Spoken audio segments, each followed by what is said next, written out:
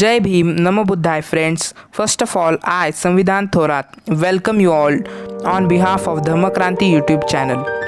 In today's video, which is our channel's first ever complete English video and special video on Independence Day of Dr. Babasaheb Ambedkar's thoughts on independent nation. First thought, it is not enough to have just a politically independent India. What is also needed is to have an Indian nation where every citizen will have religious and political rights so that every person will have equal opportunity to develop. Second thought, there is no nation of Indians in the real sense of the word. It is yet to be created. In believing we are a nation, we are cherishing a great delusion. How can people divided into thousands of castes be a nation? The sooner we realize that we are not yet a nation in a social and physiological sense of the word, the better for us. Third thought, freedom of mind is the real freedom. A person whose mind is not free, though he may not be in chains, in a slave, not a free man. One whose mind is not free, though he may not be in prison, is a prisoner and not a free man. One whose mind is not free, though alive, is no better than dead. Freedom of mind is the proof of one's existence.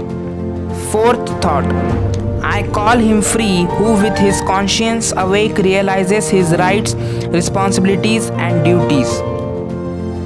Fifth thought, we are Indians firstly and lastly. Sixth thought, the sovereignty of scriptures of all religions must come to an end if we want to have a united, integrated modern India. Seventh thought, so long as you do not achieve social liberty, whatever freedom is provided by the law is of no avail to you. Eighth thought, equality may be a fiction, but nonetheless one must accept it as a governing principle. Ninth thought, I like the religion that teaches liberty, equality and fraternity. Tenth thought, every man who repeats the dogma of Mill that one country is no fit to rule another country must admit that one class is no fit to rule another class.